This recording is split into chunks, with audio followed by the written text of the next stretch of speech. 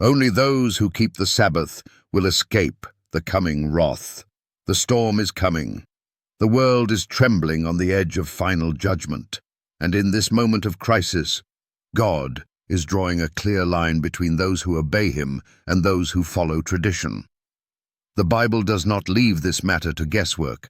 Revelation 14:12 gives the final identity of God's faithful people. Here is the patience of the saints. Here are they that keep the commandments of God and the faith of Jesus. Not just faith, not just love, but obedience, specifically obedience to God's 10 commandments. And at the heart of those commandments is the one the world ignores, the fourth. Remember the Sabbath day, to keep it holy. The seventh day is the Sabbath of the Lord thy God. Exodus 20:8-10. This is the only commandment that begins with remember, yet it's the one most forgotten, even by those who claim to love Jesus. But in the last days, it won't be forgotten. It will be the dividing line. Why? Because the Sabbath is God's seal. Ezekiel 20:12 says, "Moreover also I gave them my Sabbaths, to be a sign between me and them, that they might know that I am the Lord that sanctify them." The Sabbath is not just a day of rest, it is a sign of loyalty, a sign that you worship the true Creator and not a counterfeit system. In Revelation 7, God sends angels to seal his servants on their foreheads before the winds of destruction are released. What is this seal? It is the sign of God's authority, his name, his title, his territory, all of which are found in the Sabbath commandment.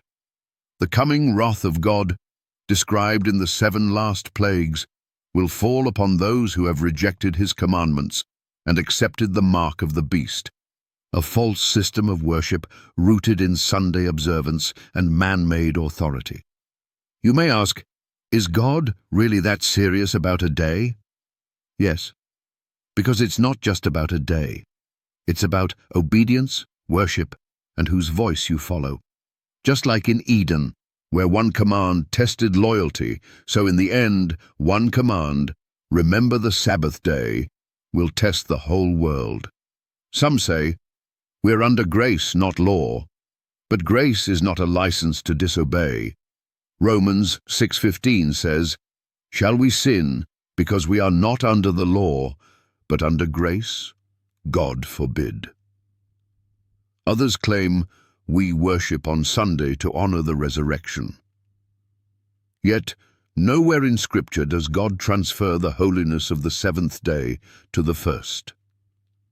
There is not one verse commanding Sunday observance. It was changed by man, not by God. That's the danger. The wrath of God is coming upon all who worship the beast and his image. Revelation 14:9-10. This is not symbolic, it is literal. The issue in the final crisis is worship. Not just whom you worship, but how and when. Those who obey God's commandments, including the Sabbath, will be protected. Isaiah 26:20-21 says, "Come, my people, enter thou into thy chambers, until the indignation be overpast. For behold, the Lord cometh out of his place to punish the inhabitants of the earth for their iniquity." The faithful will be hidden, the obedient will be shielded, but only those who walk in God's truth, not tradition, will escape.